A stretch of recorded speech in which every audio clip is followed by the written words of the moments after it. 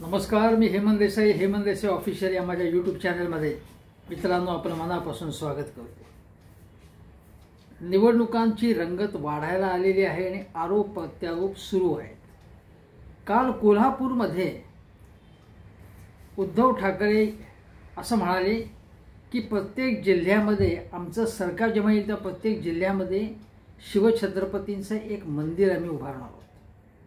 दसरा मेळाव्यासह त्यांनी हीच घोषणा केली होती आणि माझ्या मते मंदिर म्हणजे केवळ एखाद्या देवाचं परमेश्वराचं मंदिर असावं तशा प्रकारे हे मंदिर नसेल तर तिथे शिवछत्रपतींच्या एकूण जीवनापासून प्रेरणा मिळेल अशी पुस्तकं, अशी हत्यारांचं प्रदर्शन असेल किंवा त्यावेळच्या किल्ल्यांचं एखादं दर्शन असेल आणि जो इतिहास पूर्णपणे जिवंत होऊन तरुण पिढीला शिवरायांच्या संपूर्ण जीवनापासून प्रेरणा मिळावी अशा प्रकारचं ते मंदिर असेल अशी माझी अपेक्षा आहे।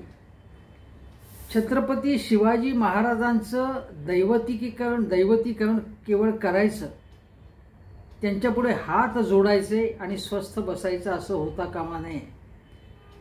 जय श्रीराम हा नारा देणारा भारतीय जनता पक्ष आणि शिवछत्रपतींची मंदिरं उभारण्याची घोषणा करणारा उद्धव ठाकरे यांच्या असली शिवसेना पक्ष याच्यामध्ये फरक आहे। जय श्रीराम वाल्यांना म्हणजेच भाजपला किंवा संघ परिवाराला हिंदू मुस्लिम या प्रश्नाचं राजकारण करायचं आहे। जय श्रीराम ही घोषणा करणाऱ्यांनी रामाचं आक्रमक अशा प्रकारची छायाचित्र सगळीकडे अयोध्येच्या राम मंदिराचा जो उत्सव झाला देशभर त्यावेळी जे रामाचं जे सगळीकडे चित्र होतं बॅनरवरती नाक्यावरती ते आक्रमक अशा स्वरूपाचं रामाचं एक चित्र होतं, छायाचित्र होतं, छायाचित्र नाही चित्र होतं आणि त्यामध्ये एक प्रकारे हिंदू हे आक्रमक आहेत आणि मुस्लिम विरोधी अशा प्रकारचं राजकारण करण्यासाठी म्हणून रामाची प्रतिमा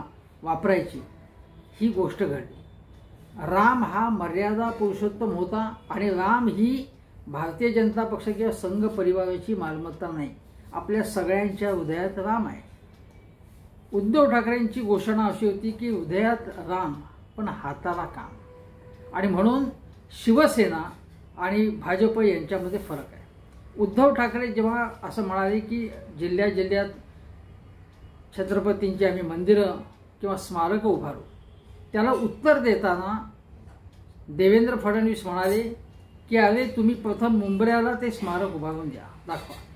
म्हणजे बघा शिवरायांचा वापर, शिवरायांच्या नावाचा उपयोग राजकारणासाठी कशा प्रकारे हे करतात। छत्रपती शिवाजी महाराज हे मुस्लिम विरोधी आहेत असं दाखवण्याचा प्रयत्न संघ परिवाराचा राहिला आहे, सातत्याने राहिलेला आणि म्हणून गोविंद पानसरे जे कॉम्रेड त्यांनी त्यांच्यावर पुस्तक लिहिलं शिवरायांवरती आणि त्यामध्ये छत्रपती शिवाजी महाराज प्रत्यक्षात कसे होते, कोण होते याचा शोध घेतला आणि त्यांच्या हजारो प्रती अक्षरशः विकल्या गेल्या आणि तरुण पिढीवरती चांगल्या प्रकारे शिवाजी महाराजांची प्रतिमा उभी राहिली। जो शिवाजी महाराज हे सेक्युलर,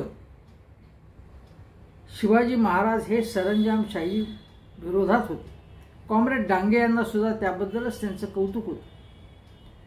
न्यायमूर्ती रानडे म्हणाले होते की छत्रपती शिवाजी महाराज हे उत्तम प्रशासक होते, सेनापती तर होतेच पण कुशल प्रशासक होते, मुत्सद्दी होते। छत्रपती शिवाजी महाराजांची ही अशी वेगवेगळ्या प्रकारचे जे विचारवंत असतील किंवा पूर्वीचे समाज धुरंधर किंवा समाज पुरुष होते पूर्वीचे, न्यायमूर्ती रानडे असतील, मग गोखले असतील, यांनी छत्रपती शिवाजी महाराजांचं वेगळं रूप आपल्या समोर ठेवलेलं होतं। पण संघ परिवारांचे शिवाजी महाराज जे आपल्या डोळ्यासमोर ठेवतात, आपल्या समोर ठेवतात ते पूर्णपणे वेगळे असतात आणि हे संघ परिवाराच्या डोक्यातले छत्रपती शिवाजी महाराज असतात। प्रत्यक्षातले शिवाजी महाराज तसे नव्हते, ते कसे होते हे गोविंद पानसरेंनी लिहिले। त्यामध्ये त्यांनी खरा इतिहास त्यांचा सांगितला। शिवाजी महाराजांची प्रतिमा गो ब्राह्मण प्रतिपालक, हिंदू पातशाह आणि मुस्लिम द्वेष्टी अशी रंगवण्यात धर्मांध विद्वान हे यशस्वी ठरले. पण हिंदू मुस्लिम दंगली घडवण्यासाठी आणि मतं मिळवण्यासाठी हे सगळं राजकारण करून परिवारवाल्यांनी मतं मिळवली, भाजपने मतं मिळवली. पण छत्रपती शिवाजी महाराज हे रयतेचे राजे कसे होते, त्यांनी स्त्रियांचा आदर सत्कार कसा केला, शेतकऱ्यांसाठी कायदे कसे केले, त्यांना दुष्काळात मदत कशी केली, त्याचबरोबर सर्व जातीचे हिंदू आणि मुस्लिम सरदार आणि सैनिक छत्रपतींच्या सैन्यामध्ये किंवा प्रशासनामध्ये जबाबदारीच्या पदावर होते, हे कॉम्रेड गोविंद पानसरेंनी सांगितले. पण हे संघवाल्यांचे शिवाजी महाराज हे वेगळेच आहेत. आणि म्हणून आज जे फडणवीस सांगतात मुंबऱ्यामध्ये तुम्ही हे मंदिर उभारून दाखवा, हे आव्हानात्मक भाषा करण्यामध्येच मुंब्रा म्हणजे केवळ मुसलमान आणि मुसलमान म्हणजे दंगेखोर अशा प्रकारची प्रतिमा देवेंद्र फडणवीसांना रंगवायची, एक अख्खं शहरच्या शहर बदनाम करायचं. जितेंद्र आव्हाड म्हणाले ते बरोबरच आहे की अशा प्रकारे एखाद्या शहराची प्रतिमा रंगवणं हे चुकीचं आहे, मुस्लिमांची अशी प्रतिमा रेखाटणं हे चुकीचं आहे. पण राज्याच्या घटनात्मक पदावर असलेल्या माजी मुख्यमंत्री आणि सध्याचा उपमुख्यमंत्री आणि गृहमंत्री कशा पद्धतीने बोलतात बघा. औरंग्याच्या अवलादी हा शब्दप्रयोग सुद्धा फडणवीसांनी जाणीवपूर्वक एकदा वापरलेला होता. औरंगजेबाबद्दल कोणालाही सहानुभूती असण्याचं कारणच नाही आहे, पण फडणवीसांनी हा शब्दप्रयोग मुद्दाम केला. माझ्या मते हिंदू मुस्लिम प्रश्नाचं राजकारण करण्यामध्येच त्यांना रस आहे आणि अशी भाषा वापरली की आपल्याला मतं मिळतात असं त्यांना वाटतं. आता बघा, संजय राऊतांनी सांगितलं की आम्ही शिवाजी महाराजांचं मंदिर उभारू याची तुम्ही चेष्टा करताय का, तुमच्या मनात छत्रपतींबद्दल एवढा द्वेष का, तुमचं प्रेम गुजरातवरती आहे असं ते म्हणाले. आणि संजय राऊतांनी असंही सांगितलं की मुंबऱ्यामध्ये छत्रपतींचा प्रवेशद्वाराच्या जवळच छत्रपती शिवरायांचा पुतळा आहे. मुंबऱ्यामध्ये मुस्लिम बहुल वस्ती असेल पण तिथे पुतळा आहे आणि त्या पुतळ्यापुढे नतमस्तक होणारे हिंदू आहेत तसेच मुसलमानही आहेत. फडणवीसांनी हे सांगायला पाहिजे किंवा हे बघायला पाहिजे. संजय राऊतांनी त्यांना रोखठोक उत्तर दिलं. पण मला असं सांगायचंय की छत्रपती शिवाजी महाराजांवरती 2014 पासून महाराष्ट्रामध्ये राज्य करायला लागल्यापासून भाजप अचानकपणे छत्रपती शिवरायांबद्दल त्यांना प्रेमाचे उमाळे यायला लागले. हे सगळं नाटकी प्रेम होतं. कसं ते तुम्हाला सांगतो. त्यांचे भाजपचे उपमहापौर, मला वाटतं नगर जिल्ह्यातलेच उपमहापौर श्रीपाद छिंदम, त्यांनी कोणीतरी त्यांना फोन केला एका कर्मचाऱ्याने, तेव्हा त्यांनी छत्रपती शिवाजी महाराजांचा एकेरी उल्लेख करून अभद्र शब्द वापरले. मग छिंदम यांच्याबद्दल प्रचंड असंतोष निर्माण होऊन तणाव निर्माण झाला. हे भाजपचे छिंदम. दुसरं उदाहरण अलीकडचं रावसाहेब दानवे, ते म्हणाले की अब्दुल सत्तार जे माझे मित्र आहेत असं सोयीस्करपणे वेळोवेळी ते म्हणाले. दानवे जे माजी केंद्रीय मंत्री, भाजपचे माजी प्रदेशाध्यक्ष, ते म्हणाले की अब्दुल सत्तार औरंगजेब आहेत आणि मी छत्रपती शिवाजी आहे. छत्रपती असा एकेरी उल्लेख केला त्यांनी आणि शिवाय आपली तुलना महाराजांशी केली. कोण दानवे हे, त्यांची पात्रता काय, ते मुक्ताफळे कशी उधळतात, शेतकऱ्यांबद्दल अतिशय वाईट शब्द त्यांनी एकेकाळी वापरले होते. संपूर्ण महाराष्ट्रात संताप झाला होता या दानवेंबद्दल. आपण विसरला नसाल हे. आणि शेतकऱ्यांबद्दल अशी भाषा वापरतात दानवे. आणि छत्रपती शिवाजी महाराज हे शेतकऱ्यांवरती प्रेम करणारे, त्यांचं हित बघणारे, सरंजामशाही वतनदारी नष्ट व्हावी म्हणून प्रयत्न करतात, रयतेचे राज्य यावं यासाठी झगडणारे हे शिवराय होते. आणि हे दानवे बघा. दुसरं उदाहरण सांगतो की बघा, बंगळूरचं तुम्हाला उदाहरण सांगतो की ज्या बंगळूरमध्ये छत्रपती शिवाजी महाराजांचा म्हणजे तिथे पुतळा होता आणि तिथे अपमान झाला, त्यावेळी बोम्मई हे मुख्यमंत्री होते भाजपचे. 3 वर्षापूर्वीची ही गोष्ट आहे, लक्षात आहे तुमच्या. हे अजून एक उदाहरण सांगतो. नंतर चंद्रकांत दादा म्हणाले की छत्रपती शिवाजी महाराज यांनी व्होट बँक तयार केली. अरे ते तुमच्यासारखे कागदावरती गणितं करून किंवा खोके देऊन व्होट बँक तयार करणारे होते. जहरी भाषा वापरून व्होट बँक तयार करणारे होते. छत्रपती शिवाजी महाराजांबद्दल चंद्रकांत दादांची भाषा काय होती बघा. नंतर तुम्हाला अजून एक उदाहरण सांगतो. आज के शिवाजी म्हणून एक पुस्तक प्रसिद्ध झालं. भाजपच्या कार्यालयात त्याचं प्रकाशन झालं आणि त्यामध्ये त्यावेळी मनोज तिवारी म्हणजे भाजपचे दिल्लीचे प्रदेशाध्यक्ष श्याम जाजू मराठी महाराष्ट्रातले ते भाजपचे एक राष्ट्रीय कार्यालयात काम करणारे ते उपस्थित होते. आणि जय भगवान गोयल हा दिल्ली भाजपचा नेता त्यांनी महाराजांची तुलना मोदींशी केली. कव्हरवर दोघांचे फोटो होते आणि दोघांची तुलना त्यांनी केली. आणि शिवाय कव्हरवरती जे फोटो होते त्यांनी म्हटलं की दोघांचंही म्हणजे दोघांची अंगकाठी एकसारखी होती अशा प्रकारचं वक्तव्य त्यांनी केलं, वर्णन केलं त्या पुस्तकामध्ये. असा हा दिवटा हा जो भाजपचा दिल्लीतला गोयल नावाचा नेता प्रचंड संताप झाला संपूर्ण महाराष्ट्रात देशात त्याबद्दल.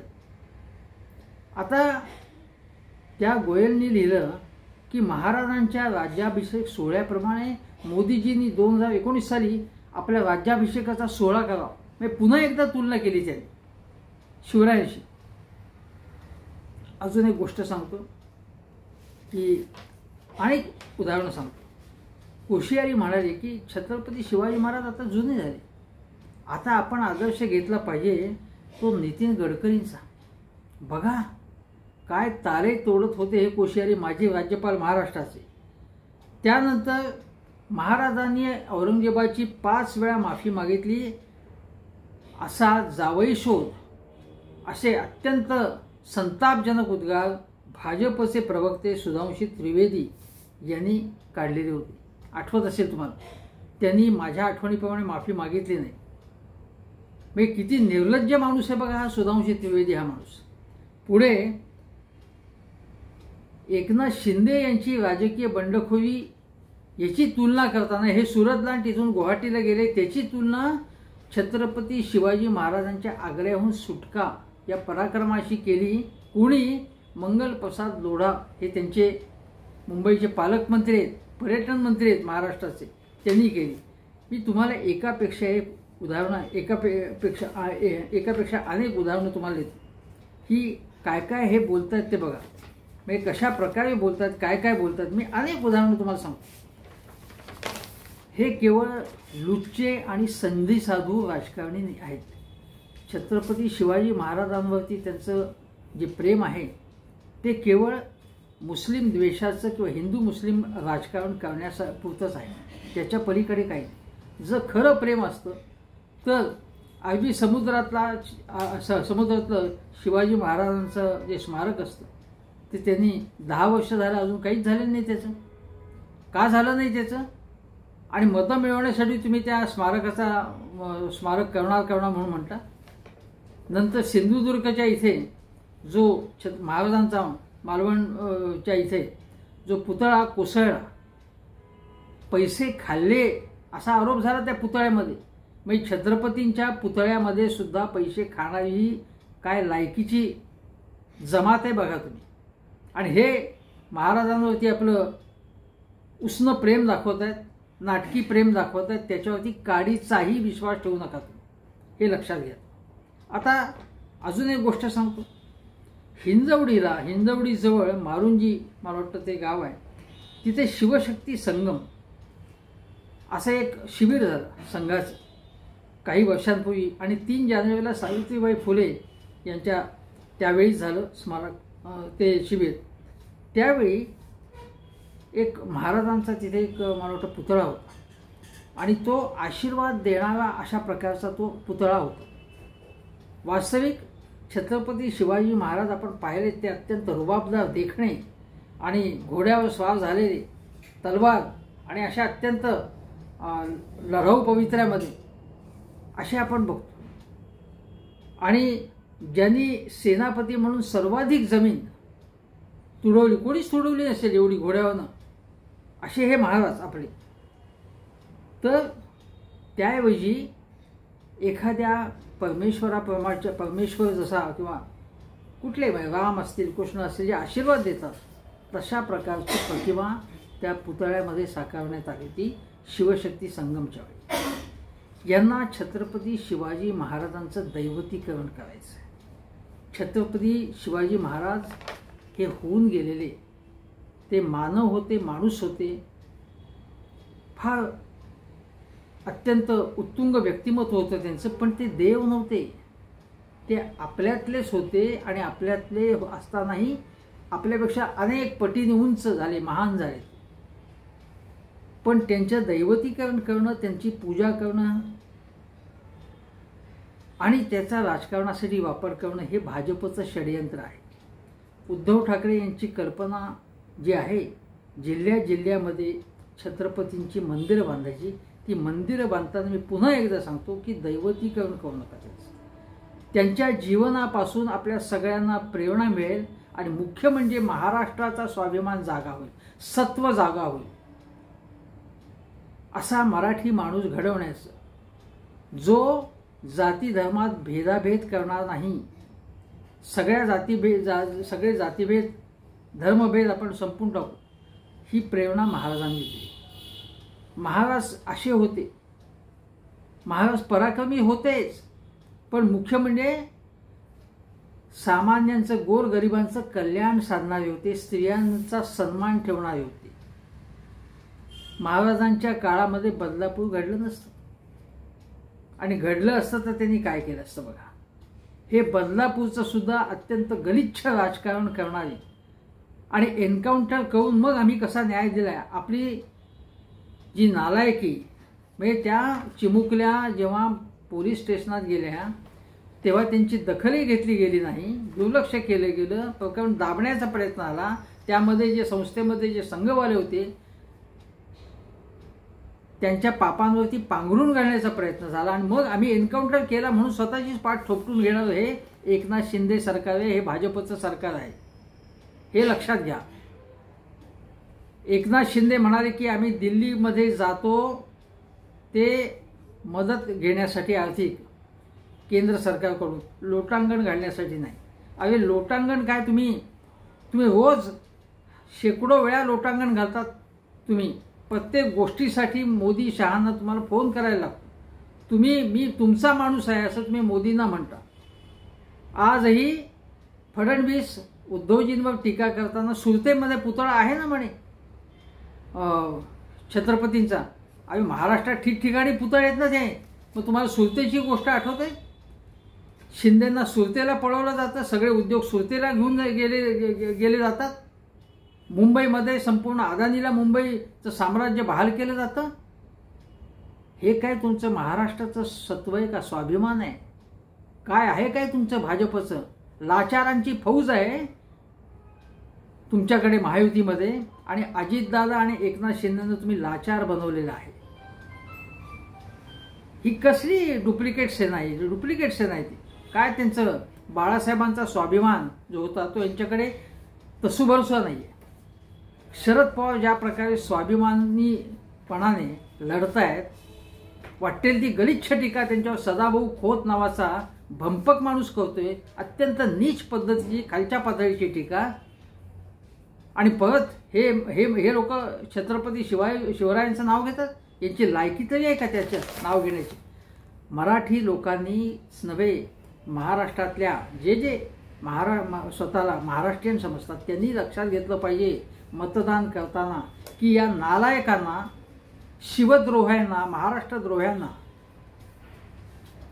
अजिबात, आणि छत्रपती शिवरायांचा वारंवार अपमान करणाऱ्यांना, महायुतीला म्हणजे या निवडणुकीत धडा शिकवायला पाहिजे. हे लक्षात ठेवा, या लोकांची पापं किती भयंकर आहेत म्हणून. सुरतेला पळणारे हे लोक, हे खोकेवाले लोक, यांची शिवरायांचं नाव घेण्याची लायकीच नाही, हे लक्षात ठेवा. आणि म्हणून आता जेव्हा महाराष्ट्रामध्ये महाविकास आघाडी सरकार आलं तर छत्रपती शिवरायांचा उत्तम पुतळा तर मालवणला होईलच, पण ठिकठिकाणी जर महाराजांच्या नावाने मंदिरं उभी केली गेली तर त्या मंदिरांमधून सर्व धर्म समभावाची शिकवण दिली जाईल. त्या मंदिरातून छत्रपती शिवाजी महाराजांचा जो रयतेचा उद्धार करण्याची जी भूमिका होती, रयतेचं राज्य यावं अशी जी भूमिका होती, पूर्णपणे त्यांची डावी आणि पुरोगामीच भूमिका होती छत्रपती शिवाजी महाराजांची. मुस्लिम द्वेष्टे ते नव्हते हे लक्षात ठेवणारे आणि या प्रकारचे संस्कार घडवणारी ती मंदिर असतील अशी माझी अपेक्षा आहे. तुर्तास इतकंच. नमस्कार.